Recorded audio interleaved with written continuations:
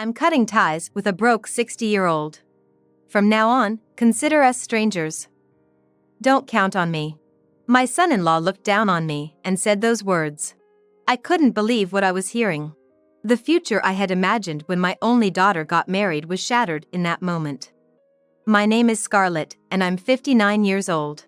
My husband, named David, passed away suddenly in an accident just as he was about to retire at 60, 6 years ago. Now, I live in a single-story house that David built, with my 25-year-old daughter, Ruby. It's a small house with a 100-square-foot living room and two 80-square-foot bedrooms, but it was spacious enough for the three of us. Now that it's just the two of us, it feels a bit lonely. We have a small yard, but Ruby uses it as her parking space. Ruby, who got her certification from beauty school and works as a nail technician, just fulfilled her dream of opening her own shop last year. I'm forever grateful to David, who provided for us and supported her dreams. Growing up in a poor family, I decided to drop out of school and work to support my three younger siblings. Luckily, I got a live-in job at a local hotel. I started as a helper, learned the ropes, and worked as an employee. When I was 25, I was introduced to David, a regular customer's son who was 8 years older than me. I was immediately drawn to his kind and sincere nature, and we got married. David worked at a steel mill and had an irregular schedule with night shifts, so after our marriage, I quit my hotel job and became a homemaker. I developed an interest in cooking while preparing daily meals, and with David's support, I went to school and got a chef's license. I was happy to do anything to support him. When Ruby was born and childcare settled down, I started a blog, posting homemade meals and packed lunches. I also jumped on the Instagram trend and continue it as a hobby. Now, 5 years have been passed since David had passed away.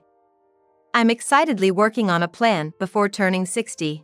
One day, Ruby asked me to meet her boyfriend, so we made plans for dinner. When I arrived at the restaurant with her, a good physique man in a crisp suit was waiting. Nice to meet you. I'm Christopher and I'm dating Ruby. Christopher is a real estate agent at his father's company. He helped Ruby when she was looking for her shop. They told me they were thinking of getting married soon. Seeing how kind and considerate he was to Ruby and how happy she looked, I was genuinely happy for my daughter's upcoming marriage. Please take good care of Ruby.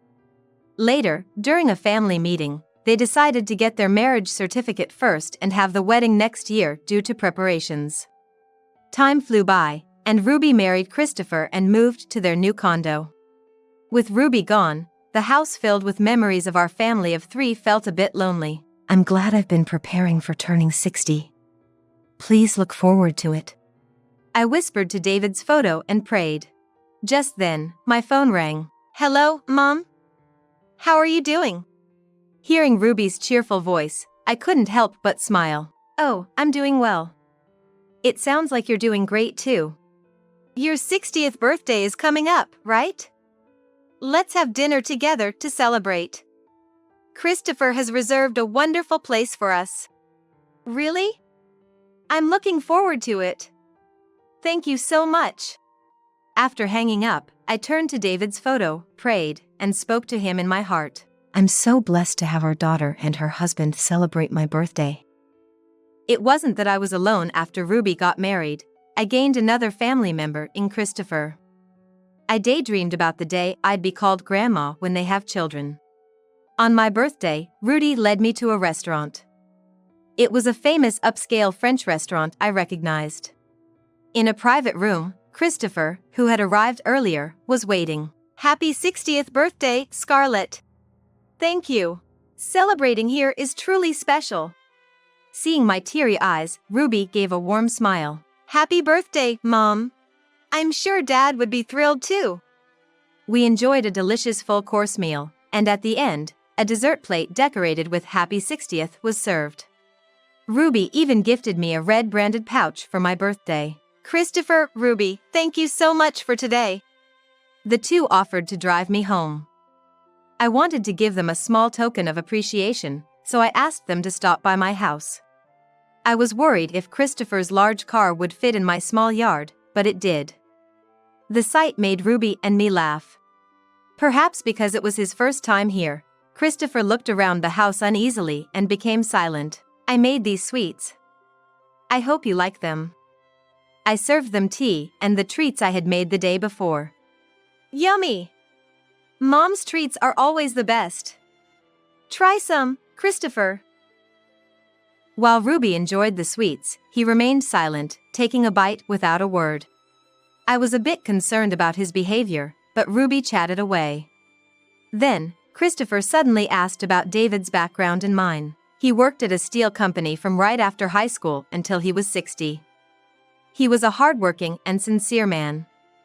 I dropped out of school and worked at a hotel, but after getting married, I became a homemaker. I got really into cooking and started posting my dishes and sweets on a blog and Instagram. Have you always lived in this house? Yes, he built it for us before Ruby was born. We had trouble conceiving, and he told me that no matter what, this would always be our home. I see. Christopher seemed deep in thought as he listened. I'll come over next time to taste your home-cooked meals. Of course, you're always welcome. I waved goodbye as they left. As I started cleaning up, the doorbell rang. Opening the door, I found Christopher standing alone. Oh, did you forget something? Christopher stepped in, looking down at me with a stern gaze. There's something I forgot to tell you. What is it? I was completely fooled because we always met outside. Fooled. I had no idea what he was talking about. I never imagined you lived in such a small house, struggling financially. Ruby has her own shop and car, and you always look well kept, so I never suspected. I was surprised you served cheap homemade treats when you invited me over. I tried to recall his odd behavior since he entered the house. If that's how you entertain guests, we could have just gone to a diner instead of an upscale restaurant today. It would have suited your taste better. I'm sorry I tried to match your level without knowing you were poor. You haven't heard anything from Ruby? Ignoring my words, he continued with a tone and attitude that seemed like a completely different person. I need to be selective about who I associate with as the next CEO. Having a relative who dropped out and lives off a pension without working is nothing short of embarrassing. I tried to speak, but no words came out. Just so you know, now that you're 60, consider our ties severed. From now on, we're strangers, so don't rely on us. He looked down on me with those final words and quickly left. What just happened? His shocking words kept replaying in my mind. I collapsed in front of David's photo. What should I do? The son-in-law I thought was a kind and caring young man showed his true, discriminatory nature. It felt like I had been thrown from heaven to hell. That night, I couldn't sleep, debating whether to tell Ruby about our conversation. In the end, I couldn't bring myself to tell her, hoping she'd be treated well. A month later, I moved into my new home. It's a single-story house with 4 bedrooms, a large yard, and parking for 4 cars, built on a plot equivalent to 4 lots. Even for someone like me who doesn't drive, it's conveniently located near a train station and bus stop, with grocery stores and drugstores within walking distance.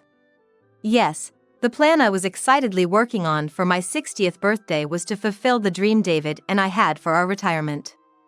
I wanted to live in a single-story house with a guest room for when my daughter and her family visit, watch my grandchildren play in the large yard, and spend peaceful days with him. Sitting in front of David's photo, which overlooks the garden, I whispered to myself, I wanted to fulfill your dream. Will I end up alone? Though Ruby, unaware of everything, kept in touch, the situation with Christopher remained unchanged. The excitement of preparing for the move felt like a distant memory. Once I settled into my new home, Ruby suddenly contacted me, asking to stay the night. Seeing her enter the house with large bags, I had an idea of what happened but asked, "What's going on?" She explained that Christopher's attitude changed the day after my 60th birthday celebration, and he began to belittle her. He's been out drinking almost every night and coming home late. Just the other day, I found out he's been cheating. It seems that in Christopher's eyes, Ruby had become nothing more than the daughter of a poor family, despite my hopes that he would cherish her. A few days later, Christopher visited our old house, found it empty, and contacted Ruby to ask where we were. She hesitated, glancing at me, but I nodded, signaling her to give him our new address. As soon as he entered our house, he confronted Ruby. "Whose house is this? Have you been cheating on me too?" "This is my house." Seeing me standing behind her, he looked momentarily surprised. We couldn't just stand and chat, so I led them to the living room and served tea. And high-end chocolates, not homemade treats. Seeing the chocolates, Christopher scoffed. "Trying to show off when you're poor will only make your life harder. You must have stretched your budget thin to afford this house." Wasn't he here to apologize to Ruby? As I remained silent, Ruby, usually calm and cheerful, glared at him. "Stop making assumptions about my mother when you know nothing about her. I know she lived in a shabby, cramped house until recently. Your dad worked in a factory and probably didn't earn much. And she, a dropout, just played around making food, right?" It seemed he looked down on us, even in front of Ruby. She began to explain calmly. "My mother started cooking to support my father. Her blog, where she posted her recipes, became popular, leading her to publish several books and even supervise kitchenware production. She's a renowned culinary expert with various certifications." He looked at me, his eyes wide in disbelief. "Mom never showed her face in the media to ensure our family's privacy. Still, even after retiring from her culinary career, she has tens of thousands of followers on her hobbyist social media. To think you called her cooking just a hobby. Well, she just got lucky and became a topic of discussion. After all, she's just an ordinary person with a husband who had a low-paying factory job." I couldn't let his last comment slide. "I don't care what you say about me, but I won't let you insult my husband who worked hard for our family. He worked at a major steel factory and became a factory manager in his 40s. His annual salary exceeded $100,000, and we lived comfortably." $100,000. He looked back and forth between Ruby and me, disbelief evident on his face. Ruby nonchalantly sipped her tea. "I was told by my husband to spend my earnings however I wanted, but I saved everything. After he passed away shortly after retiring, his untouched retirement funds and even the insurance payout were left." "Why did you live in that old house for so long then?" He seemed genuinely puzzled. "That house was a special place he built for me. It's filled with memories and sentiments that money can't buy." Ruby, who had been listening quietly, finally spoke up. "My parents never splurged on themselves. But they made sure I had a variety of experiences. They covered my tuition, extracurricular activities, and even taught me table manners during our annual trips and restaurant visits." "You mean like at a diner, right?" Ruby, clearly annoyed by his condescending tone, let out an exaggerated sigh. "Actually, the restaurant we celebrated my mom's 60th birthday at is the same place where the three of us dined for my dad's 60th. That's the kind of restaurant I'm talking about." The reason I almost cried when we went to that restaurant was because Ruby chose a place filled with memories with David. "But you were looking for a cheap rental for your nail salon, right?" "Yes, because the nail salon is my dream. I wanted to achieve it on my own, without relying on my parents. That's all there is to it. The only luxury I had was the car my dad bought me as a graduation gift." Christopher, who thought he knew everything, instead of apologizing, accused Ruby as she finished her tea. "Why did you hide such important information?" "Why does my parents' wealth have anything to do with marrying me? I knew my mom never bragged, so I showed you her social media. You would have seen she's a renowned chef. I didn't hide anything." Christopher was at a loss for words, glancing at me for support, but I pretended not to notice. Then, he suddenly changed his tone and started making excuses. "I have a responsibility to choose who I date as the next CEO. How can I introduce someone from a poor background as my family? If you had told me everything from the start, I wouldn't have misunderstood or cheated. Ruby, I promise I won't cheat again. Please come back." Ruby chuckled. "That's funny. You were the one who cut ties with my mom." At her words, Christopher and I both looked at her in shock. Why would I go back to someone who looked down on our family, cut ties with my mom, and even cheated? "No." "Scarlett, I apologize for my misunderstanding." The sight of him, who had been so arrogant just moments ago, now expressing his apology was comical. I calmly told him, "You did cut ties with me. Remember telling me we're strangers now and not to rely on you? Don't worry, I have no intention of being your mother-in-law again." "No way!" He looked defeated, but I couldn't find the words to comfort him. "Please leave for today. Tell your parents the truth and get their approval for the divorce." With no room for argument against Ruby's firm stance, Christopher left. "Mom, I'm so sorry for all the pain I caused. It's all because I married him." Ruby, tears in her eyes, held my hand. I gently grasped her hand. "Don't worry about it. I'm so glad you're my daughter." Ruby had overheard our conversation that day. She knew I was keeping silent about cutting ties with Christopher for her sake. Seeing his attitude, she decided on a divorce and left the house. A few days later, his parents came to apologize with him in tow. Ruby and I knew it wasn't their fault, so we declined any compensation in the divorce proceedings and quickly finalized the divorce. Fortunately, we hadn't announced the wedding to our acquaintances since it was planned for a later date. "I'm home." "Hello, good to see you again." A year has passed since then, and Ruby brought home a man she recently started dating. "Well, it's been a while. Dinner's just ready, come on in." The man was Nicholas, Ruby's childhood friend whom I knew well. He had always been close to Ruby without any prejudice.